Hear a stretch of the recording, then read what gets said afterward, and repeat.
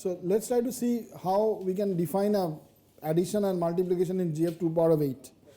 So in order to understand, like GF to the power of 8 addition, the first thing to see is whether what is x plus x. Okay. So x is an element of GF to the power of 8. Okay, and I want to add it with itself. So as I mentioned that if I take two elements, say ax and bx, so these are two elements from this field GF to the power of 8. You can conceptualize this by taking it 2 bytes. Okay, so both of them are bytes. So GF to the power of 8 is a byte of data, and bx is also another, like ax is a byte, and likewise bx is another byte. So this is, like how you can conceptualize ax and bx. Both of them are elements of GF to the power of 8. So you can also have, you can conceptualize them as bytes, you can conceptualize them as polynomials. These are different ways of abstracting what ax and bx stand for. And now I want to define, say, the operation ax plus bx in GF to the power of 8. So the way to do that is by doing a modulo, like bit by bit modulo 2 addition. So modulo 2 addition bit by bit. So if you do it bit by bit, then it turns out that this is nothing but an XOR operation. Okay? So what I mean is, suppose let's take an like an example, suppose 1 0 1 0, okay, and maybe 0 1 1 and 1. So this is one example of an element of GF to the power of 8. Okay, as I told you, you can also have a polynomial representation of this. Likewise, you can take another example of GF to the power of 8, right? So maybe you can tell me 0 1 1 1, like I'm just giving an example, 0 1 and maybe 1 and 0. So this is another example of GF to the power of 8. So how do I do an addition? I will do a bit by bit addition. So I will do a 1 plus 1 XOR 0, so this will be 1. 1 XOR with 1, this is a 0. 1 XOR with 1, this is a 0, and so on. Okay. So I'm just doing bit by bit XOR operation. Okay. So like this, you have got 0 and 1 is 1, 1 and 1 is 0, 1 and 0 is 1, and 1 and 0 is 1. So this is nothing but which is Cx, which is the summation of Ax and Bx. Right. So if this is how you define the addition, then you can tell me what is x plus x. So that means that I take Ax and I add it with itself, right? So in the truth table that I showed about XOR, if I XOR 1 with 1, what do I get? 0. 0 and 0 is also 0. So therefore this will be 0 actually. Okay, so if I add x with x, it is 2x in normal algebra, but the 2 is in this case 0 because we are doing modulo 2 arithmetic. In modulo 2 arithmetic, 2 stands for 0. Okay. So this is very important to understand. So these are actually also called as, given the fancy name of characteristic 2 and so on. So, you can ignore this at this point. Okay. So now let us try to see what is the implication of this. So that means that if I take, like say an element of GF to the power of 8. So let me take an example of GF to the power of 8, which is 0 0 0 0 0 0 1 1. What is the polynomial representation of this? It is 1 plus x or x plus 1, right? And suppose I want to do x plus 1 square, then what? So x plus 1 square would be x plus 1 multiplied with x plus 1, right? So this essentially stands for x squared plus 2x plus 1, but as I said 2 is 0 because 2x is 0, so this is nothing but x squared plus 1. Okay? So this is a funny mathematics. You see that x plus 1 whole square stands out to be x squared plus 1. Right? So therefore, right, we can do addition in this manner, and here we have seen how to do a squaring. Okay? So now we will see, like that this is fine, and you can similarly, like it is quite convenient also in terms of implementations, because in this case, in this particular mathematics, your coefficients of the polynomials are either 0 or 1, right? So you really do not have large coefficients. In normal arithmetic, normal algebra, you deal with very large coefficients, right? Because when you multiply, it can increase. When you add, it can increase. But since you are doing this modulo 2, your coefficients are always either 0 or 1, right? So they are very easy to implement in hardware, on microprocessors and so on. So now what we have seen how an addition works. I think we will try to understand how a multiplication works, and that is a bit more complicated. So suppose I have got two elements, say I call this as ax and call it as bx, and I want to multiply them. Okay. So in this case, I have got x power of 7 plus x power of 5 plus x power of 3 plus x. This is one element. I want to multiply it with x power of 6 plus x power of 4 plus x square plus 1. So if I multiply them, then it is easy for you to see that you will get terms like x power of 7 plus 6, because 7 and 6 will get multiplied. So you will have x power of 7 plus 6. And likewise, these are your corresponding terms. Right? So now if you arrange them in a suitable manner, you will see that you will get, if we arrange them, you will get this x power of 13 plus and so on.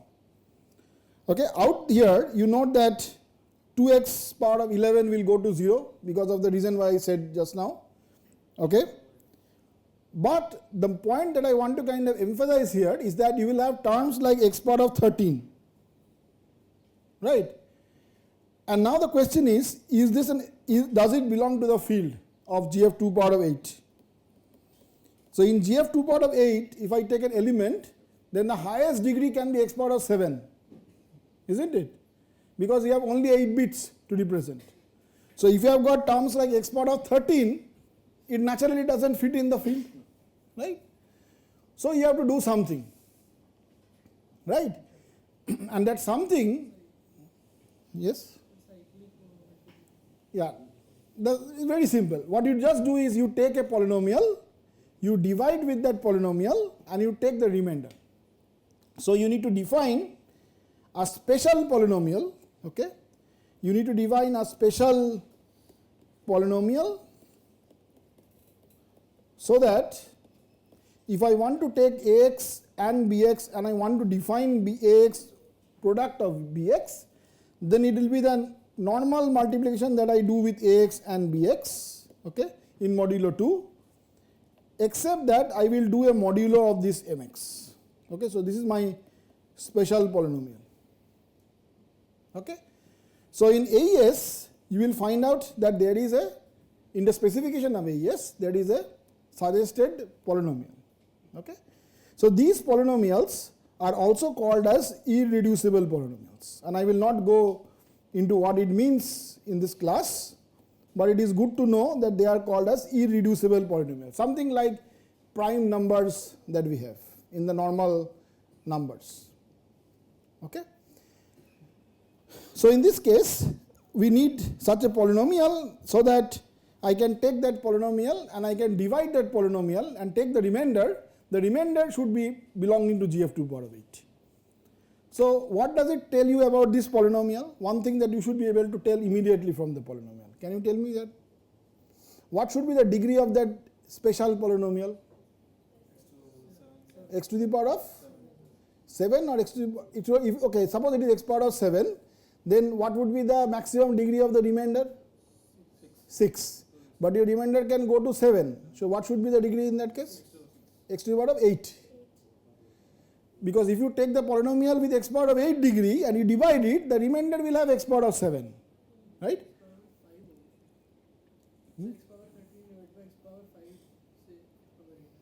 No, I am saying that suppose you have got this polynomial, I want to do a modulo with mx, right? Such that the remainder is having x power of 7 as degree, right? So then what should be the degree of this mx? Should be 8. Because if it is 8, then only I will get this in 7. No?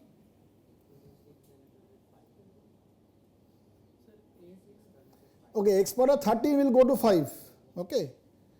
But if it is, say, if I take any polynomial, say I call it as say cx, okay, and if I divide it by modulo x power of 8 plus something, then this remainders coefficient can go maximum till x power of 7. Yes, sir. Right? Do all of you get this point? Right? So that is why you will see that this particular irreducible polynomial, it is not probably very difficult to understand. This is the suggested polynomial. It is x power of 8 plus x power of 4 plus x power of 3 plus x plus 1. Okay? This plus and XOR are similar actually in this case. Okay? So now here is an example. Suppose I take a bx polynomial and if I multiply it with x, okay? So your bx is b7 x power of 7 plus whatever, right, till b0, and if I take and multiply with x, then I can get an x power of 8 term, but now since I am doing a modulo with this, I will be able to make it smaller. Right? I will be able to make it back to the finite field. Right? This is the only Galois field that you need to know at this point. Okay. So now so here is an example, just to show you that if you do it right, then you will get the degree in x power of 7, but it is probably not very difficult to understand why the remainders degree will be maximum x power of 7. So now once we have understood this, you are good enough to understand the various operations. Okay. So let me discuss two important operations. One is the S box. So the S box of AES, or the byte sub as I mentioned, is nothing but a lookup, right? That is, it takes a byte and replaces it by a byte. But internally it does, you can actually, so if, of course, you can, you need to build this table, right? And you can imagine that the table you can imagine the table to be made out of, like an 8-bit input and an 8-bit output. Okay? So what would be the size of that table? What I can do is, imagine that the S box has inputs which go from A0 to A7, and the output is say B0 to B7, because the input is an element of GF2 power of 8, the output is also an element of GF2 power of 8. So I can conceptualize that to be an 8-bit to 8-bit lookup, right? So now what I do is I store this in the form of a table where I have got some rows and some columns. Okay, so I use say the first 4 bits to get the row and the next 4 bits to get the column. That means I use A0 to say A3 to index a row and A4 to A7 to index a column, right? Okay, and every element here stands for a byte because it tells me what is B7 to B0, right? This is what is the size of your S box lookup, right? So the S box lookup will have therefore size of 16 rows multiplied with 16 columns multiplied with 8 bits, right? So that is basically 256 bytes, right? So you can represent this in the form of a lookup, right? But that's not always a very good implementation, particularly when you are talking about a hardware implementation, because you need to store in the memory and the memory will be slow and so on.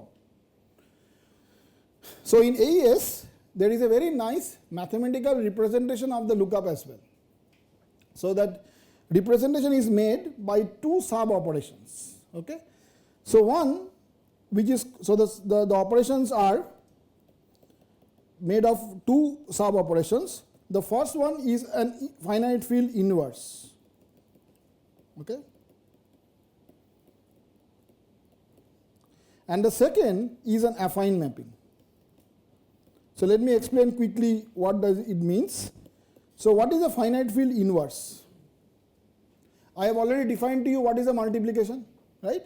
So it means that I know how to take 2 polynomials AX and BX where they are elements of GF2 to the power of 8, and I know that AX into BX is nothing but the normal multiplication of AX with BX modulo with mx, right? This we know. So now the finite field inverse means that if I give you an element Ax, the finite field inverse of Ax will be such that if I take Ax and if I multiply with its inverse, okay, with this, like definition of multiplication, then I should get back 1. So 1 stands for 0, 0, 0, 0, 0, 1, right?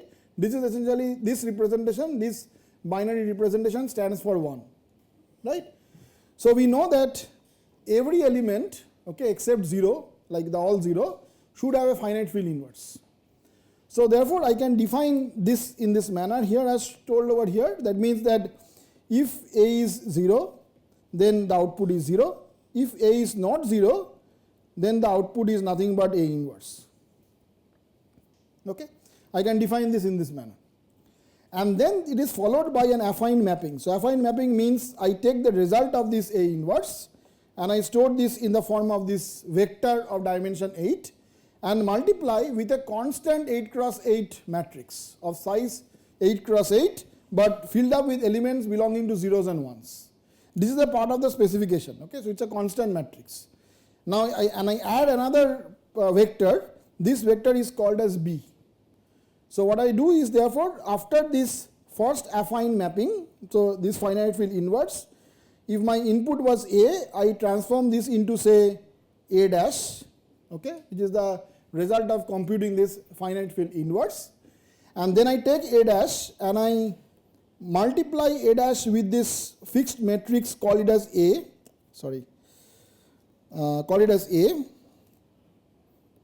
and this vector call it as B, and I multiply this in this manner. So I get A, this is your A, and I add plus B. Okay, so this A multiplied with A dash plus B, and that gives you my output C. So you can of course do a lookup in this manner. Equivalently, you can also do this operation. They should be same. The table is built in this manner. Okay. So now I want to tell one, I will not have time to go into this, but I will just tell this because I think somebody asked me this. That is the way this S box is constructed is very carefully constructed. Okay. There is completely, we can devote few hours, or maybe few lectures on this, how the S box is constructed and why it is constructed in this manner. So one of the important requirement of this S box is that it gives you the much needed nonlinearity to the cipher. Okay. And it gives you the confusion property to the cipher. So why? I think there was a question, right? Why does it give confusion? So you see, the way the cipher is constructed, you see, if I take the plain text, okay, the first thing that you do is an XOR with the key. And then you pass it through these S box layers, right? So you have got these various 16 S boxes. So let's consider one such byte of the plain text, maybe P0. You are XORing the 0th bit of the key and you are passing it through this S box. Okay? So note that if this transformation is not linear, is not nonlinear, then this idea of round will not work. So what you can do is you can collapse all the rounds to a single round, and then you can actually do an attack very simply. Okay, and I can discuss offline on this, but I don't want to probably elaborate or get into this in this class. But what I want to rather say is that this is a very important requirement from the classical security point of view of the cipher, that the S box has to provide sufficient nonlinearity to the cipher. Okay, and what it should do is it should make the construction in a manner so that from the output of this it is difficult to tell what is the corresponding key. So it basically will hide the property or the relationship between the ciphertext and the key because of this convoluted property of the S box. Okay, so if you look at this S box, like this, so at the end of the day, this is the lookup, right? So you see that the S box means that there are, like 256. If you think in the form of a Boolean truth table, you have got 256 inputs, right? And the corresponding outputs you can denote as like B0, B1, B and so on till B7. So what I mean is each of these S boxes here, like B0, is a Boolean function of A0 to A7, right?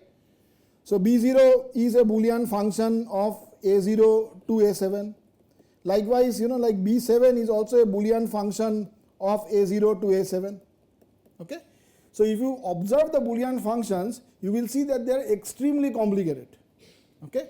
If you want to write down them in a piece of paper, you will see it will take you several pages to write down these equations.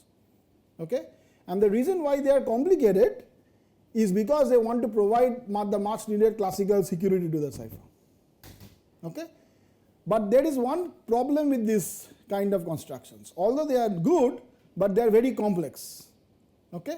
And that is why if I increase the dimensions, like maybe make a 16 cross 16 lookup, then it will be so large that I cannot get a very easy implementation.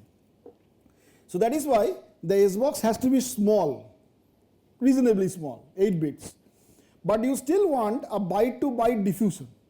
And that is why you need to complement this S box by a suitable diffusion layer. Okay? And that brings us to the next part of the construction, which is the shift rows and the mixed columns. Okay?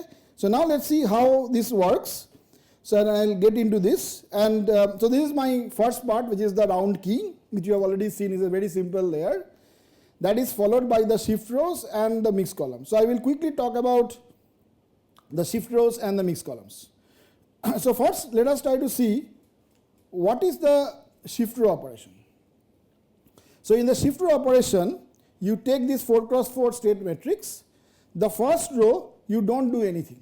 So you see here it was AEIM, it remains AEIM. Okay?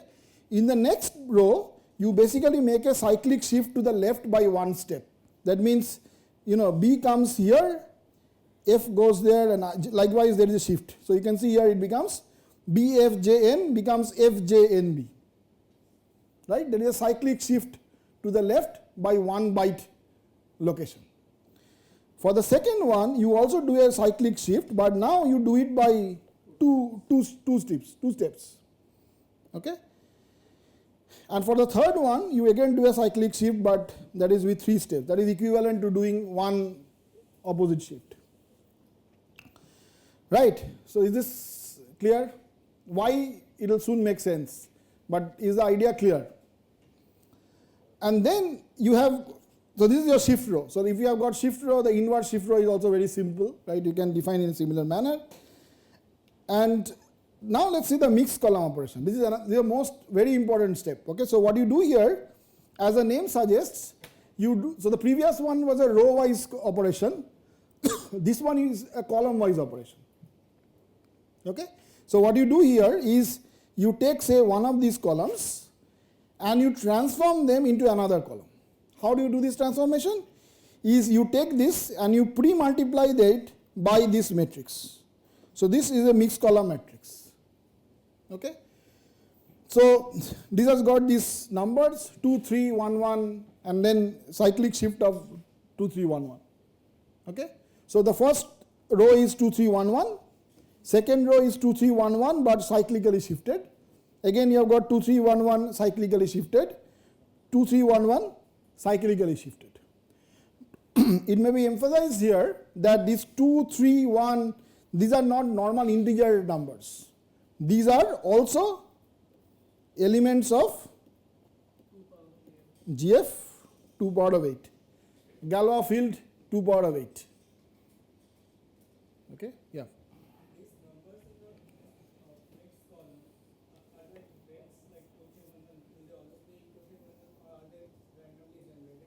Okay, very good question. So they are part of the specifications, which means it is always this matrix. Okay. So one of the reasons why like this is nice, because first of all like this matrix has an inverse, that is very important. Okay, for the decryption. Second thing is that if you want to like multiply something with 2, say this is an element of GF 2 power of 8 and maybe there is another element of GF 2 power of 8, then doing this operation is very simple. How will you do this operation? You just do a left shift. But if there is an overflow, then what will you do? So what I mean is, suppose you have got an element, say AX is 1, 1, 0, 0, 0, 1, 1, 1. Suppose these are AX, okay? And I want to do 2 into AX. So then what will it be? It will become, of course, it will be 1 because I will do a shift like this. It will be 0, it will be 0, this is 0, this is 1, this is 1, this is 1, and this is 0. But then there is this extra 1 also sitting over here. So what do I do with this?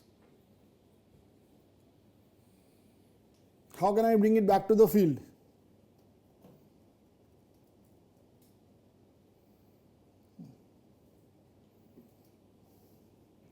So think in the form of a polynomial. Okay. So what is this coefficient? This is 1, this is x squared, x cube, x power of 4, x power of 5, x power of 6, x power of 7, and this is x power of 8. So we can multiply by x and then take So your result is what? X power of 8 plus x power of 3 plus x power of 2 plus x, but this is not in the field. So just now we discussed, right, that how do you bring it back to the field? Right. So you basically do a modulo with that mx, right? If you do a modulo with mx, then this result will be back to the field. Okay? And I leave it to you as an exercise to think that you can do it very easily. So what is mx? Mx is x power of 8 plus x power of 4 plus x power of 3 plus x plus 1, right? So what you can do is you can write x power of 8 as x power of 4 plus x power of 3 plus x plus 1 and can just substitute it over here. So this will become equal to x power of 4 plus x power of 3 plus x plus 1 plus x power of 3 plus x squared plus x. Okay, and this is nothing but x power of 4 plus 2x cube, but that is 0. Okay, likewise x plus x is 2x, which is 0, and you will have x power of 4 plus x squared plus 1. So this is back to GF2 power of 8. Okay, I am just doing modulo mx. You can verify that this is the same as modulo mx. Addition and subtraction is same in Galois field. Yes. Yeah. Yeah, I leave it to you as an exercise to think. That is exactly how you can do the, like division and then the remainder. Okay, so the question that is asked, just repeating the question for the sake of everyone, is that why did I write this x power of 8 equal to x power of 4 plus x cube plus x plus 1? Okay. So my answer is not really an answer but rather a question. Okay, so that you should verify that if I take this polynomial, do a modulo with this mx, I get the same result when I just replace this by this x power of 8 with this term x power of 4 plus x power of 3 plus x plus 1. Yes. the polynomial should be x to the power 8 plus x to the power 7 plus you made 1. Yeah, maybe. Maybe I have missed. That is possible. Let me just go back and check.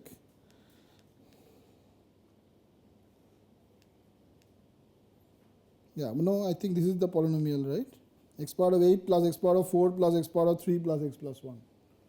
This is your irreducible polynomial, the special polynomial. No, that is fine. I'm saying about the 2 into x. Okay. Yeah, that 2ax. That is 1 1 0 0 0 1 1 1. Oh, okay. I mixed this x power of 7. Okay, yeah, okay. Yeah, that is. Thank you for pointing it out. So this will be. Yeah. So then there will be an x power of 7 here, basically, right? Okay. So you can do this 2x in this manner. And now, how can you do 3 into x? 3 into x is x plus 1 multiplied with x, right? And that is nothing but 2 into x plus x. Because x into ax is nothing but 2 into x.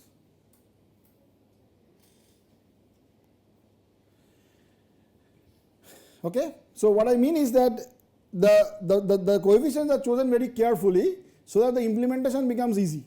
Okay, if you want to do 2 into certain polynomial then the result from 3 into that polynomial is easy to obtain, because you can just use 2 into that polynomial and add it with itself, you will get 3 into that polynomial. So you do not need to recompute this basically. Okay. So anyway, so the thing is that this is the prefixed matrix. That's the point. Okay. So therefore now what I will do is I will take this polynomial matrix 2 3 1 1, 2 3 1 1 and 2 3 1 1 and 2 3 1 1, and I will just pre-multiply with this column to get this resultant column, and this I will do for all the columns, all the 4 columns. This is what is the definition of mixed columns. So is the definition of mixed columns understood? Yes? No?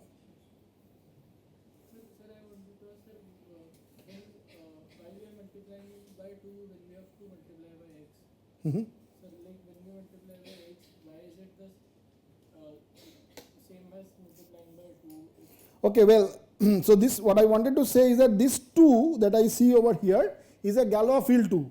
So this 2 is nothing but the polynomial x, right? And likewise this 3 is nothing but x plus 1. So I think the question was, when I multiply 2 with some element, why do I multiply with x, right?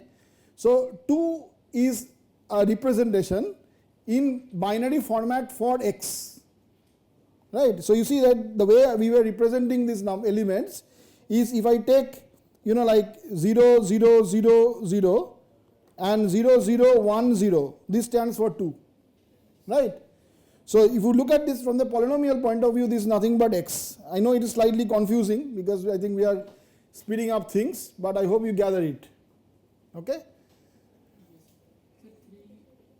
So likewise 3 will be what? 0 0 0 0 0 0 1 1, and this stands for x plus 1, right?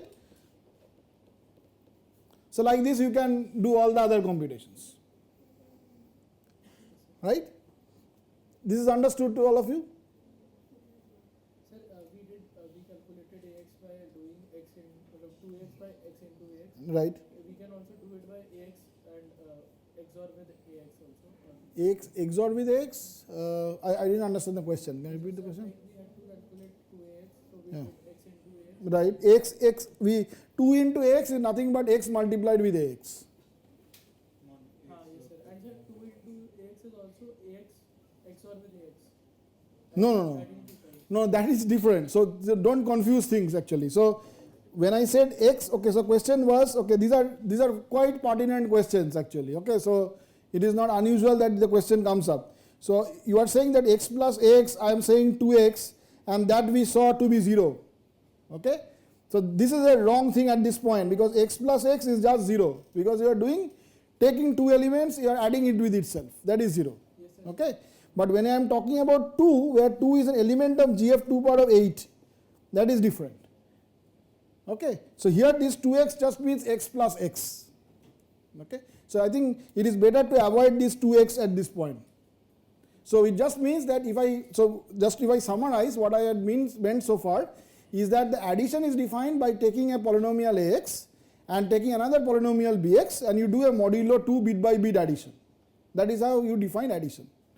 If you want to define a multiplication, you take ax bx, multiply the polynomials, do a modulo with this special polynomial mx. That's it. Okay. So now so in this case, particularly for this particular matrix, the elements are GF 2 power of 8 elements. So 2 means x, 3 means x plus 1, and 1 means 1.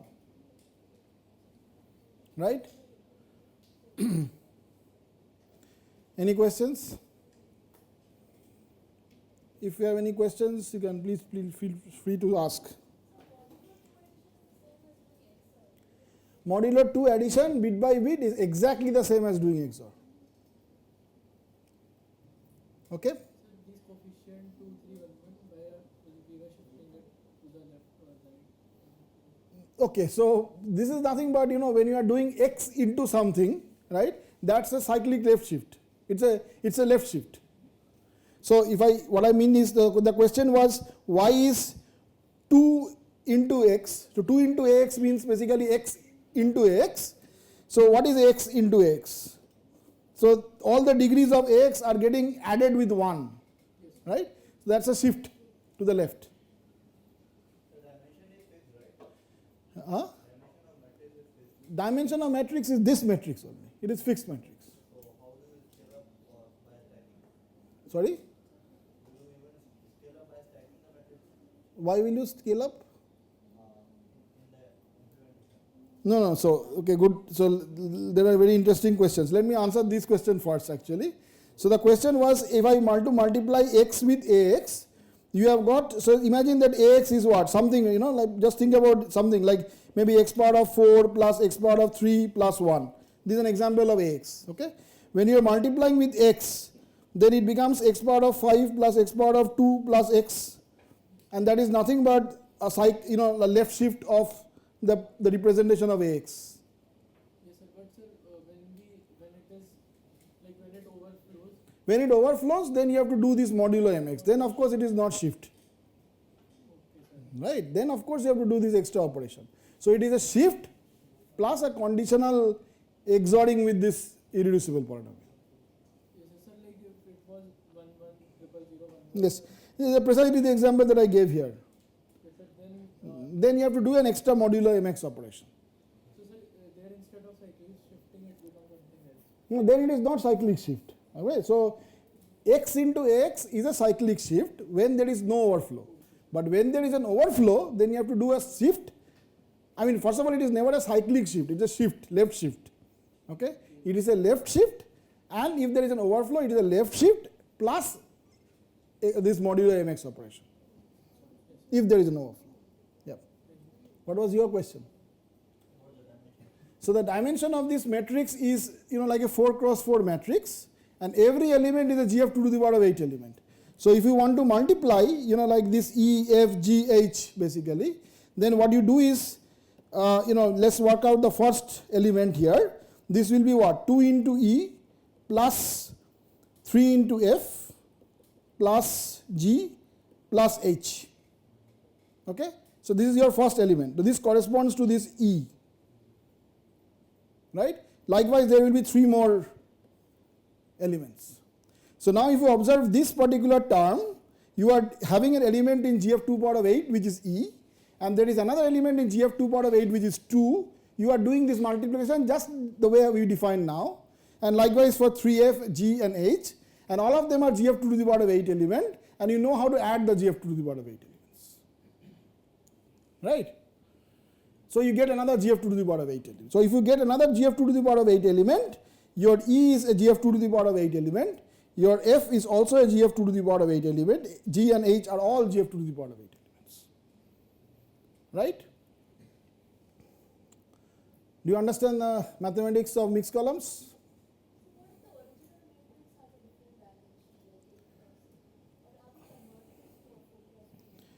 So the question was, what is the original dimension of the state of AES, right?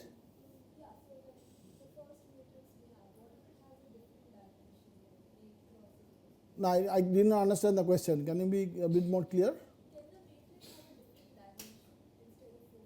Which matrix? This matrix is prefixed to have a 4 cross 4. Because of the way the AES state matrix, see the first thing that, the question was, why is this matrix a 4 cross 4 matrix, right? So it is a 4 cross 4 matrix, first of all, because you are doing a column by column operation. Okay? And in the column of the AES state, how many bytes do you have? 16. You have got 4 bytes. Right? You have got 16, but I mean there are 60 elements, but in one column there are 4 bytes. Right? So this 4 bytes you need to replace into another 4 byte element. So you need a 4 cross 4 matrix for doing that. Right? And also it has to be reversible, which means from the output column you should get back the original. Right? So you need to have an inverse mixed column as well. Does it make sense? Good. So now let us try to see why or how do they work together. Okay? So for this I will maybe take a little bit of maybe this space is good enough to explain to me this. So what I mean is see the the combination of the shift rows and mixed column. This I think is the most the most elegant aspect or most beautiful aspect of the AES algorithm. So please pay attention, okay? So if you focus on this part and learn this part, this is good enough. The rest you can forget, okay? So this is so nice. So the idea here is that if you take a shift row, okay, and imagine that there is a disturbance of 1 byte in the state matrix of it. 1 bit gets affected, okay? So if 1 bit gets affected, maybe this bit lies in this byte, okay? So what does it happen therefore? Because of the shift rows operation, nothing really changes because the first row remains in its own position, right? So it remains, the disturbance remains over there, but there is an S box, so therefore, right, this is but still localized to 1 byte. So this is what happens after the shift rows operation. Now there is this mixed columns which comes in. Now the mixed columns is designed in a specific manner for which if there is a disturbance in one of the input bytes, then all the 4 output bytes gets corrupted. Okay? So now, what is the implication of this? If you follow this by the next shift row operation, another shift rows, then what will happen?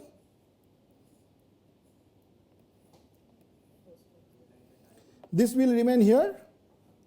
This will probably, go here. This will come here, and this will come here. Right? Because remember, in the shift rows, the first row does not shift. The second row, there is a cyclic shift by 1, and second and 3. Okay? So now if we apply a mixed columns on this by the same property, what will happen is,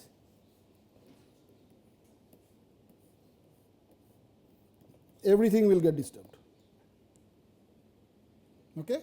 All the columns will get disturbed because of this thing will propagate to this column, this will propagate to this column, this will propagate to this column, and this will propagate to this